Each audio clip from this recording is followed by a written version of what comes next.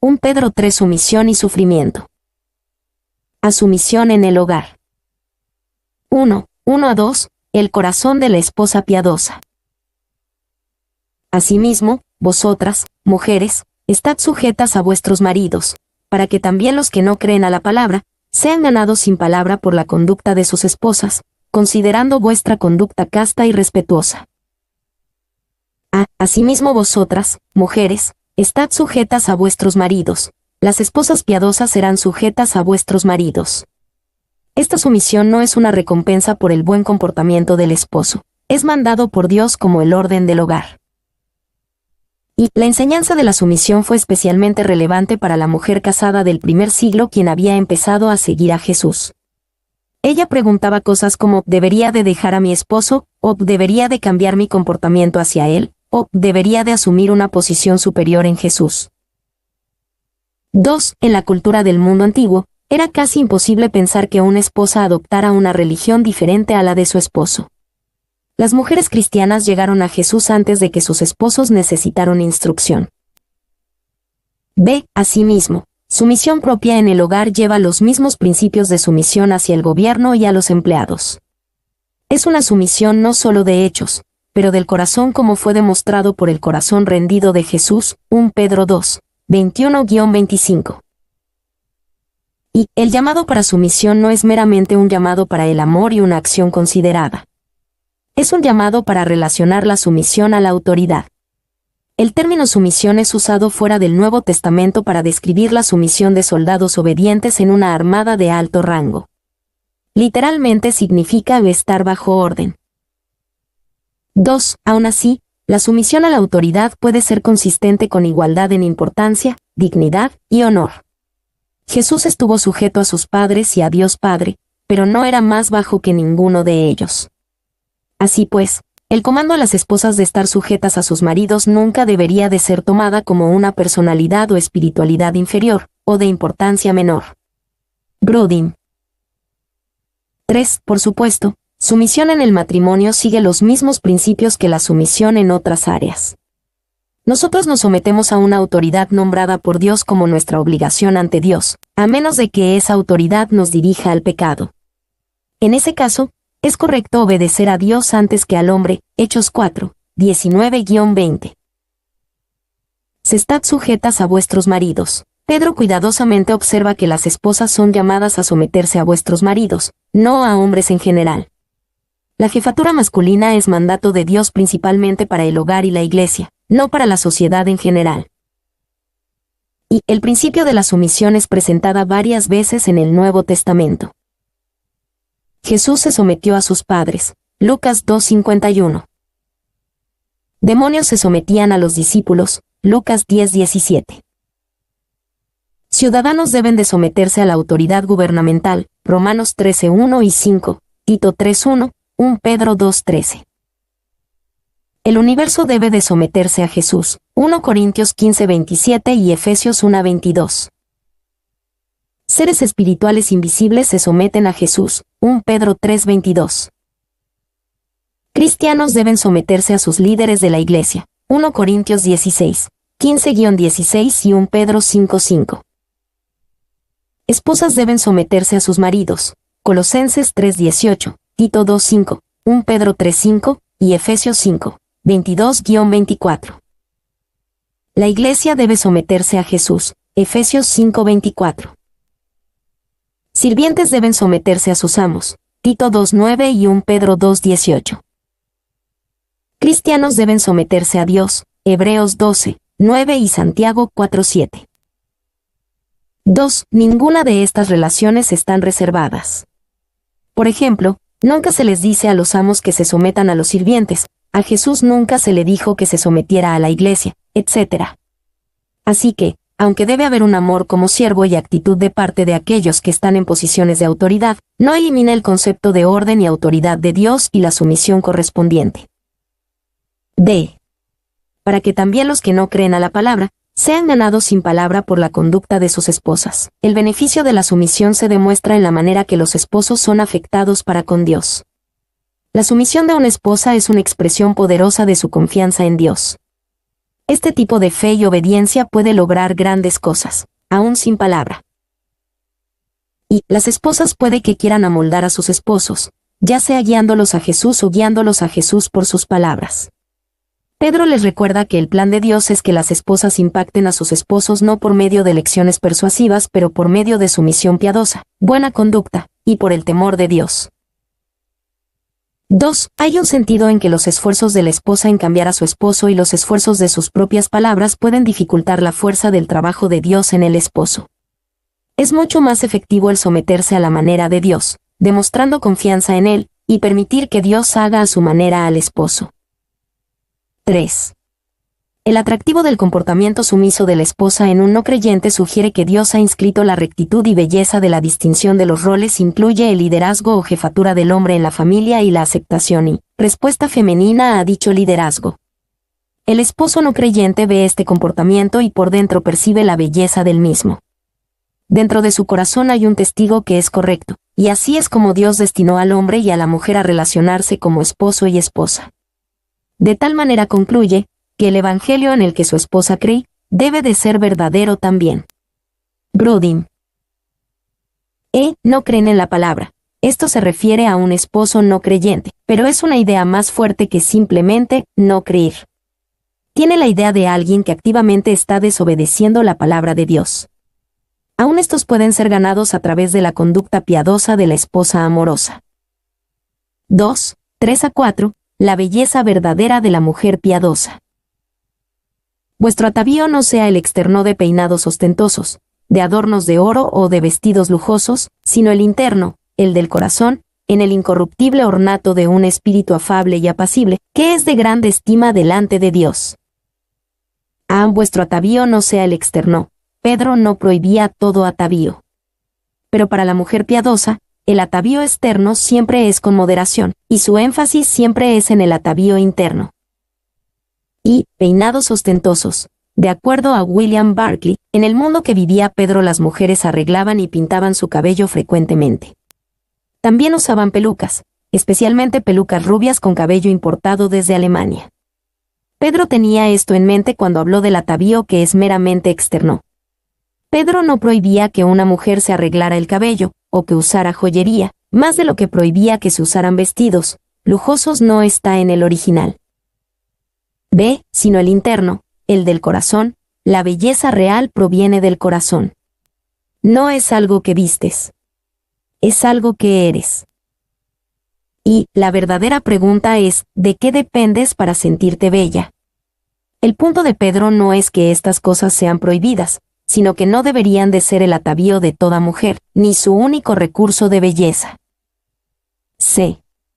El incorruptible ornato de un espíritu afable y apacible. La belleza interior de una mujer piadosa es incorruptible. Esto significa que no decae ni empeora con la edad, sino que es belleza incorruptible que mejora con la edad, y por lo tanto es de mucho más valor que la belleza que viene del cabello, joyas o vestidos. De espíritu afable y apacible, que es de grande estima delante de Dios. Pedro describe al carácter de belleza espíritu afable y apacible. Estos rasgos de carácter no son promovidos por las mujeres de nuestra cultura, y aún así son de grande estima delante de Dios. 3, 5-6, ejemplos de sumisión.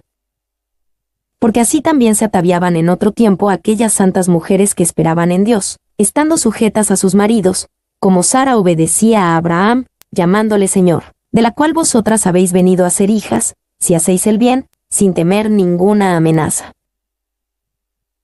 También se ataviaban en otro tiempo aquellas santas mujeres que esperaban en Dios, estando sujetas a sus maridos. Pedro les recuerda que no las llama a un nuevo estándar, sino a algo que ya era practicado por mujeres santas en otro tiempo.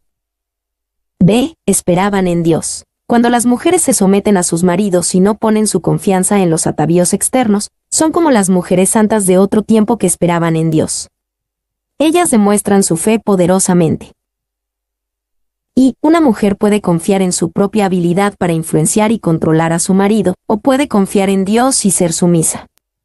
Una mujer puede confiar en su belleza externa y atavíos, o puede confiar en Dios y cultivar un espíritu afable y apacible.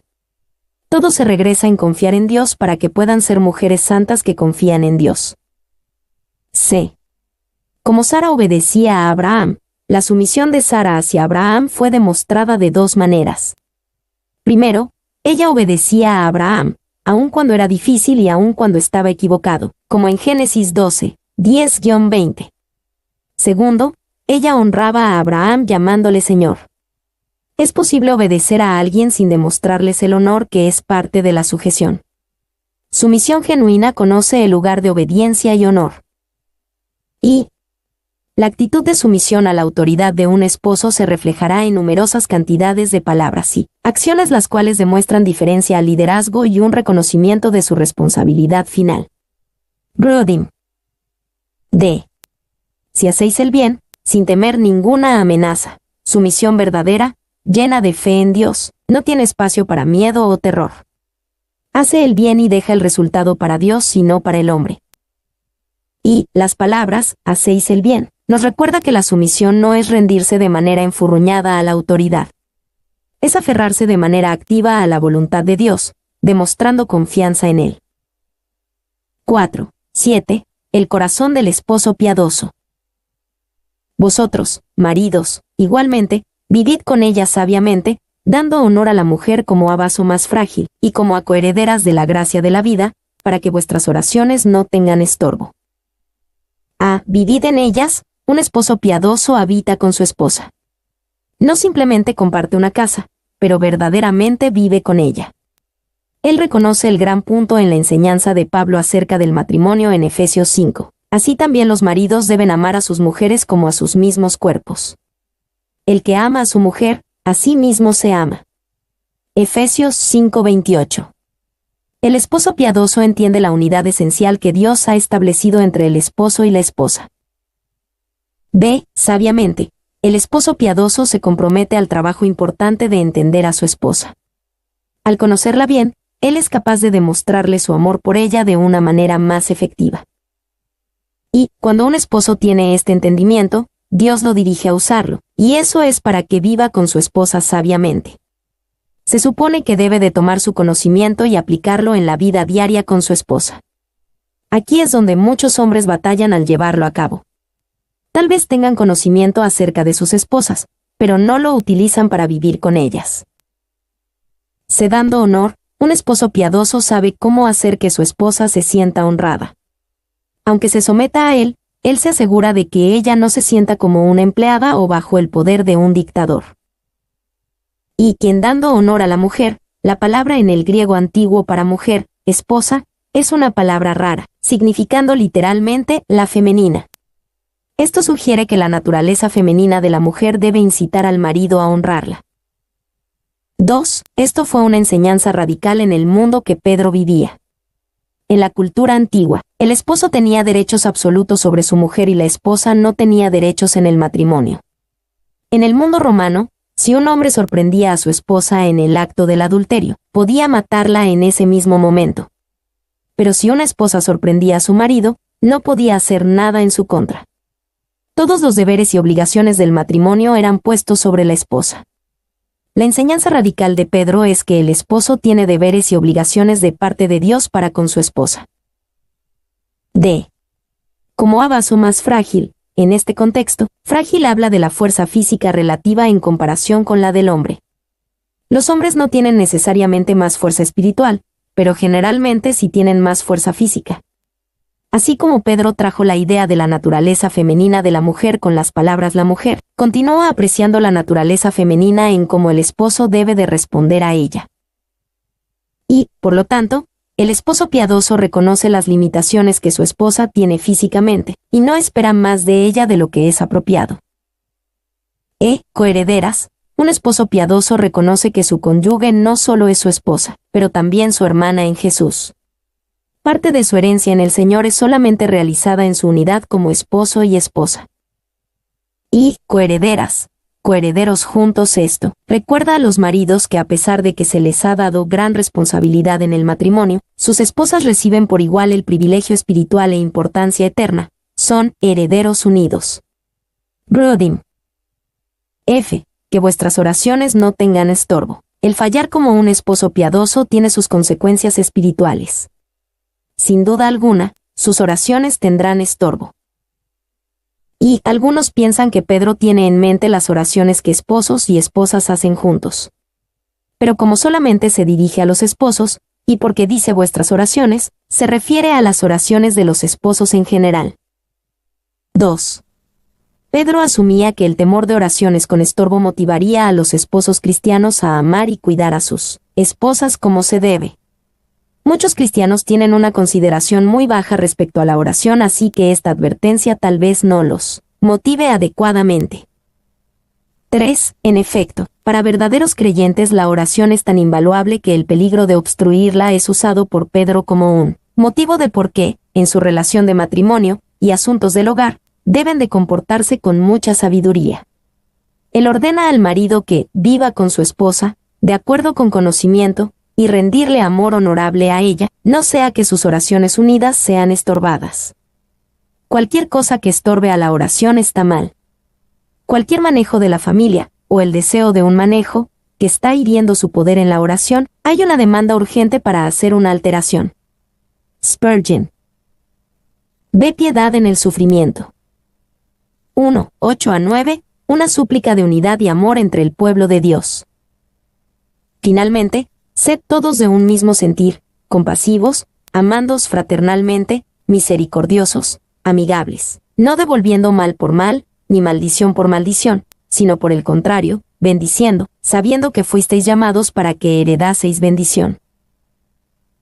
Sed todos de un mismo sentir. La mayoría de nosotros estamos dispuestos a tener un mismo sentir, siempre y cuando el mismo sentir sea lo que yo siento. Pero el mismo sentir es el de la mente de Cristo, 1 Corintios 2:16.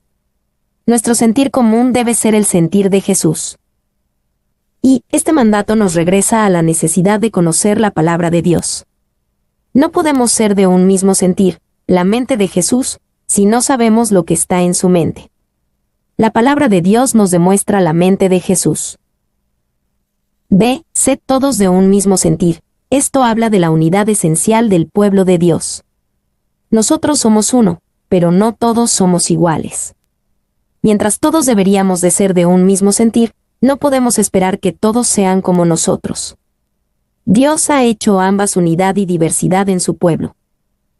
Y cada célula de nuestro cuerpo es diferente, y cada una tiene su rol. Pero cada célula de nuestro cuerpo tiene el mismo código de ADN escrito en ella, el plan maestro para todo el cuerpo. Cada célula en tu cuerpo tiene el mismo sentir. 2. Se podría decir que los cristianos deberían ser como un coro. Cada uno canta con su propia voz, y algunos cantan en diferentes tiempos, pero todos cantan a la misma música y en armonía los unos con los otros. Sé compasivos, fraternalmente, amigables. Pedro describe el tipo de amor tierno que debería de haber entre el pueblo de Dios. Debemos de ser compasivos, fraternales, misericordiosos y corteses. Los cristianos deben de tratarse con amor. Y recuerda que esta es la medida que dio Jesús al mundo para identificarlos como sus discípulos. En esto conocerán todos que sois mis discípulos, si tuvierais amor los unos con los otros. Juan 13:35. Jesús no nos mandó a agradar a nuestros hermanos y hermanas en Cristo. Pero somos mandados a amarlos, y una vez que comenzamos a amarlos, comenzarán a agradarnos. D. No devolviendo mal por mal, ni maldición por maldición, sino por el contrario, bendiciendo. El desafío más grande para amar a otros es cuando nos hacen mal. En esos momentos, somos llamados a no devolver mal por mal, sino de bendecir. Y ninguna disputa, argumento o conflicto personal debe de quedarse entre los creyentes. Aun si un cristiano se pasa de la raya, la respuesta amorosa de los otros cristianos debe hacer que el problema sea pequeño y corto. 2. La reacción natural a la hostilidad es la represalia. De esto es lo que se tratan todos los terribles conflictos étnicos en el mundo. Un grupo le hace mal a otro, y se dedica el resto de su existencia en reparar ese mal. Solo el amor de Jesús por nuestros enemigos puede romper este terrible ciclo. 3. Jesús nos recuerda que no es de mucha ganancia amar a aquellos que nos aman. La verdadera prueba de amor es el de mostrar compasión a nuestros enemigos. Mateo 5, 44-47. Para que heredaseis bendición, nos amamos los unos a los otros, pero no solo por el bien de Jesús, de cual somos miembros de su cuerpo. Nos amamos los unos a los otros, pero no solo por el bien de nuestro hermano o hermana por el cual Jesús murió. También nos amamos los unos a los otros por el bien de nosotros mismos al bendecir a aquellos que nos han hecho mal. Vamos a heredar bendición. Si no puedes amar por el bien de Jesús o por el bien de tu hermano, entonces hazlo por tu propio bien. 2. 10 a 12, una cita de Salmo 34. 12-16 demuestra la bendición que viene a aquellos que se retiran del mal y hacen el bien. Porque, el que quiere amar la vida y ver días buenos, refrene su lengua de mal, y sus labios no hablen engaño. Apártese del mal, y haga el bien, busque la paz, y sígala, porque los ojos del Señor están sobre los justos, y sus oídos atentos a sus oraciones, pero el rostro del Señor está contra aquellos que hacen el mal. Apártese del mal, y haga el bien. Hacer el bien, frecuentemente es difícil porque como regla general, el mal es recompensado inmediatamente, y la recompensa por hacer el bien regularmente tarda. Pero las recompensas por hacer el bien son mejores, y mucho más seguras que las recompensas por hacer el mal. Dios promete esto en el pasaje citado por Pedro. 3. 13-17, cómo manejarnos cuando nuestro bien es regresado con un mal. ¿Y quién es aquel que os podrá hacer daño, si vosotros seguís el bien? Mas también si alguna cosa padecéis por causa de la justicia, bienaventurados sois.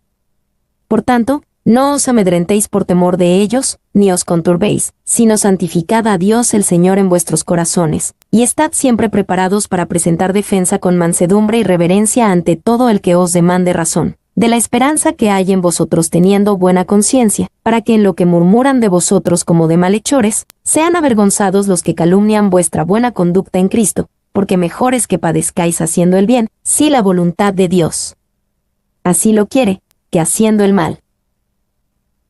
¿Y quién es aquel que os podrá hacer daño? Aunque Pedro dice que siempre se debe de regresar bien por mal, él también vivía en el mundo real, y sabía que a menudo, la gente regresa el mal por el bien. Y, el no ser odiado por el mundo, el ser amado, halagado y acariciado por el mundo es una de las posiciones más horribles en la cual se puede encontrar un cristiano. ¿Qué cosa tan mala he hecho? Preguntó el sabio antiguo, que él hable bien de mí. Meyer. B. Si vosotros seguís el bien, literalmente, ser seguidores es ser celoso. Algunos judíos eran fanáticos, presumiendo su sello por el Señor o su ley. Todo cristiano debe de estar celoso por todo aquello que es bueno. Hart. C. Mas también si alguna cosa padecéis por causa de la justicia, bienaventurados sois. Pedro nos recuerda que hay bendición para nosotros aun cuando padecemos por causa de la justicia. Dios nos cuidará, especialmente cuando padecemos injustamente. Y Jesús habló de la misma actitud, y no temáis a los que matan el cuerpo, mas el alma no pueden matar. Temed más bien a aquel que puede destruir el alma y el cuerpo en el infierno. Mateo 10:28. D. No os amedrentéis por temor de ellos, ni os conturbéis. La presencia o posibilidad de sufrir por hacer el bien no debería de alejarnos de hacer el bien, sino que deberíamos dar un lugar especial, santificad, a Dios en nuestros corazones, y siempre estar listos para explicar nuestra fe, presentar defensa, haciéndolo siempre con la actitud correcta, con mansedumbre y reverencia. Y otros manuscritos dicen santificad a Dios el Señor en vuestros corazones como, santificad a Cristo como Señor en vuestros corazones. El significado simple del mandato es que en el centro de la vida debe de haber un Señor, y ese es Cristo. Otros amos son permitidos invadir el santuario del corazón, y de ejercer dominio sobre nosotros. Nuestros deseos egoístas, la opinión de otros, conocimiento mundano, la presión de las circunstancias, estos y otros amos nos mandan, y nos desviamos de la simple y completa lealtad de nuestro único Señor. Morgan. 2. Podemos estar preparados para presentar defensa si nos hemos preparado en conocer la Biblia. Pedro sabía lo importante que era para presentar defensa con mansedumbre y reverencia ante todo el que os demande. Él fue puesto en situaciones así en Hechos 2, 14-39, Hechos 3, 11-26, Hechos 4, 8-12, and Hechos 5, 29-32. En cada situación, Pedro confiaba en el poder del Espíritu Santo y fue capaz de presentar defensa. Sean avergonzados los que calumnian vuestra buena conducta en Cristo, nuestra buena conducta. Cuando nuestro bien es regresado con mal, podremos demostrar que los otros están mal acerca de nosotros, y eso los avergonzará por haber hablado en contra de vidas piadosas. Porque mejor es que padezcáis haciendo el bien, si la voluntad de Dios así lo quiere, que haciendo el mal. Ninguno de nosotros quiere sufrir. Pero sí debemos sufrir, que sea por hacer el bien, no por hacer el mal. A veces los cristianos son odiosos y ofensivos, y son llamados a sufrir por ello. Desearían que fuera persecución por el Evangelio, pero simplemente están sufriendo por hacer el mal. Jesús demuestra el poder de sufrir por hacer el bien. 1:18. A través de su sufrimiento piadoso, Jesús nos trajo a Dios. Porque también Cristo padeció una sola vez por los pecados, el justo por los injustos, para llevarnos a Dios, siendo a la verdad muerto en la carne, pero vivificado en espíritu. Porque también Cristo padeció una sola vez por los pecados, Jesús padeció una sola vez por los pecados. Ya no hay ningún sacrificio, ninguna expiación que pueda complacer a Dios. Aún nuestro propio sufrimiento no pagará por nuestros pecados. El precio ya se ha pagado.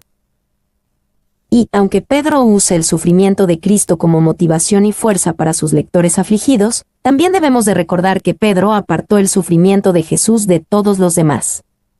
Spurgeon recordó el sufrimiento heroico de un hombre piadoso. Recuerdo haber leído en Foxe's Book of Martyrs, libro de mártires de Foxe, la historia de un hombre de Dios, quien estaba obligado a morir por Cristo. Ahí estaba él, calmado y en silencio, hasta que sus piernas habían sido quemadas, y los espectadores vieron cómo su cuerpo impotente se caía de las cadenas hasta el carbón, y ninguna característica se podía distinguir, pero uno de los que estaban cerca se sorprendió al ver que el pedazo de carne muerta abría su boca, y salieron dos palabras de ella, ¿y cuáles suponéis que fueron? Dulce Jesús, y después el mártir se cayó de las cadenas, y al fin su vida se había ido. 2. Ese santo tenía la dulce presencia de Jesús para ayudarlo en su horrible sufrimiento, pero Jesús no tuvo la dulce presencia de su Padre en la cruz, sino que Dios el Padre lo trató como si él fuera el enemigo, como el blanco de la justa ira de Dios. En este sentido, el sufrimiento de Jesús en la cruz fue peor que cualquier otro sufrido por un mártir, tal vez no peor en el aspecto físico, pero ciertamente en el sufrimiento espiritual y experiencia total. 3. Es casi como si el apóstol hubiese dicho, ninguno de ustedes han sufrido en comparación con él, o, al menos, él es el sufridor primogénito, el príncipe de los sufridores, el emperador del reino de la agonía, Señor primordial en el dolor. Tú sabes un poco del dolor, pero no sabes mucho. El dobladillo de la ropa de luto es todo lo que llegaras a tocar, pero Cristo lo usaba como su túnica diaria. Nosotros solo sorbemos un poco de la copa que Él se tomó hasta los heces más amargos. Nosotros sentimos solo un poco del calor del horno de Nabucodonosor, pero Él habitó en el medio del fuego. Spurgeon. B. El justo por los injustos. Jesús es un perfecto ejemplo del sufrir por hacer el bien. Él, el justo, sufrió todo por nosotros, los injustos, y el propósito de todo era acercarnos a Dios, para restaurar nuestra relación rota y muerta con Él. Y, como Jesús hizo todo esto para llevarnos a Dios, qué mal está el que nosotros no estemos en comunión con Dios. La palabra llevarnos en el griego antiguo es la misma palabra usada para acceso en Romanos 5:2 y Efesios 2:18. En la literatura antigua, la palabra llevarnos fue usada como admisión de una audiencia con el gran rey. Bloom. Se muerto en la carne, pero vivificado en espíritu, Jesús sí murió en su cuerpo, pero resucitó de la muerte por el Espíritu Santo. Aquí, la Biblia nos dice que el Espíritu Santo levantó a Jesús de la muerte. También nos dice que el Padre resucitó a Jesús de la muerte, Romanos 6:4, y nos dice que Jesús se levantó por sí mismo de la muerte, Juan 2:18-22. La resurrección fue un trabajo hecho por un Dios trino. 2. 19-20a. A través del sufrimiento piadoso, Jesús predicó a los espíritus encarcelados. En el cual también fue y predicó a los espíritus encarcelados, los que en otro tiempo desobedecieron. En el cual. Esto probablemente significa que Jesús estaba inspirado por el Espíritu Santo cuando predicó a los espíritus encarcelados. fue vivificado por el Espíritu, y después hizo el trabajo por medio del mismo Espíritu. B. Fue y predicó a los espíritus encarcelados. Aparentemente, esta obra fue hecha en el periodo después de la muerte de Jesús, pero antes de su primera resurrección y aparición a los discípulos. Jesús fue al Hades, la morada de los muertos, y predicó a los espíritus ahí. Espíritus encarcelados. Aunque algunos se han referido a estos espíritus como espíritus humanos, pero es más probable que eran espíritus endemoniados. Sabemos que su desobediencia era desde los días de Noé, 1 Pedro 3:20. Tenemos evidencia de que este era un tiempo de pecado asqueroso para ambos demonios y humanos, cuando había una mezcla impía de humanos y demonios, Génesis 6, 1-2. Y, aparentemente, la identificación más vieja de esos espíritus encarcelados se entendía como los ángeles caídos de Génesis 6. Esa opinión era ampliamente conocida y generalmente dada por sentado en la era apostólica. Jaibert. De predicó a los espíritus encarcelados. Tampoco sabemos exactamente por qué Jesús predicó a estos espíritus encarcelados. Probablemente, esta era una predica en la proclamación del mensaje de Dios, pero no era evangelismo o la proclamación de las buenas noticias. Jesús probablemente predicó un mensaje de juicio y condenación final en luz a su trabajo en la cruz terminado a estos espíritus desobedientes. Y, al hacer esto, se completó el triunfo de Jesús sobre el mal, aun el mal que ocurrió antes del diluvio. La Biblia dice que aun los que estaban debajo de la tierra deben reconocer el último señorío de Jesús. Aquí Jesús estaba anunciando el hecho de, para que en el nombre de Jesús se doble toda rodilla de los que están en los cielos, y en la tierra, y debajo de la tierra. Filipenses 2:10. 2. No creemos que Pedro haya dicho que Jesús predicó el Evangelio a esos espíritus encarcelados. Él enseñó que Cristo anunciaba su triunfo sobre el mal, lo cual eran malas noticias para ellos. Sin embargo, para los lectores de Pedro, esto significaba confort y ánimo. Jaibert. 3. Lo que decía su mensaje, no lo sabemos. Porque solo aquellos que fueron desobedientes en los tiempos de Noé son mencionados, no se nos dice. El propósito o el resultado de la predica de Cristo no es revelado. Podríamos sacar nuestras propias conclusiones en todos estos puntos, pero no tenemos ninguna autoridad para nada acerca de la enseñanza dogmática. Morgan. 3. 20-22, la salvación de Noé como una imagen del bautismo.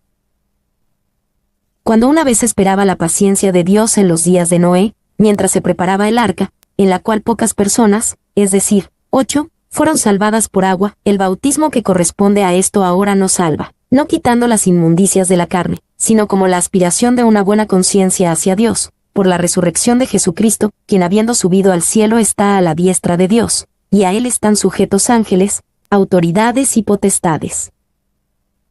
A. 8. Fueron salvadas por agua. Pedro hizo un dibujo con palabras. Así como la salvación de Noé con referencia al juicio de Dios está conectada con el agua, así también la salvación de los cristianos está conectada con el agua del bautismo.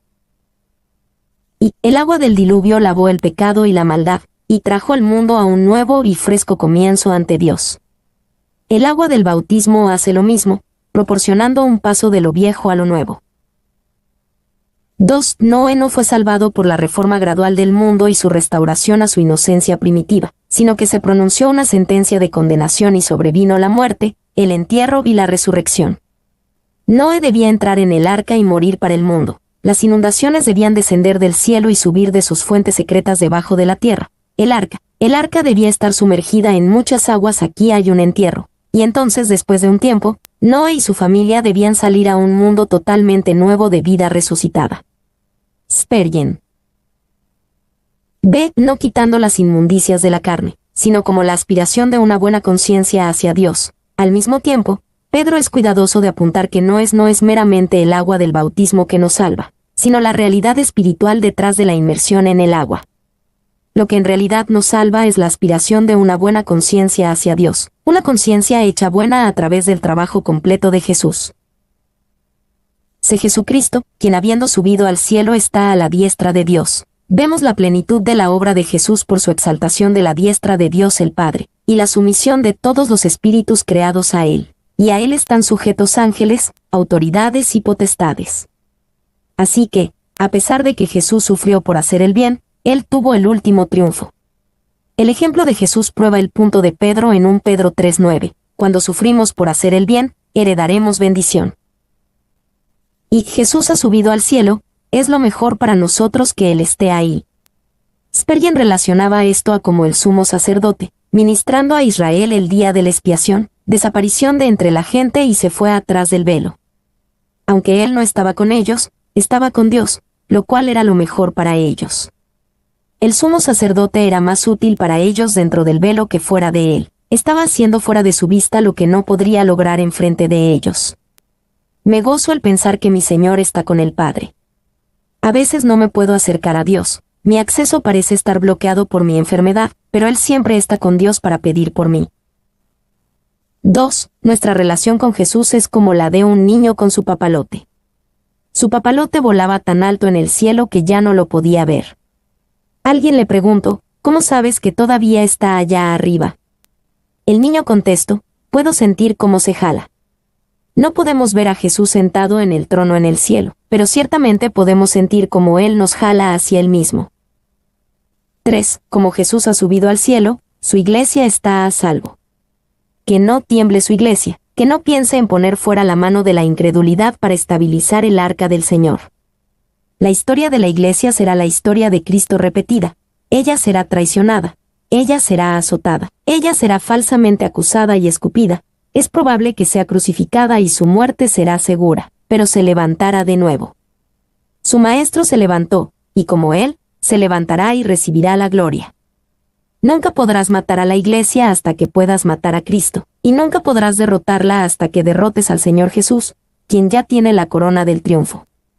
Spurgeon.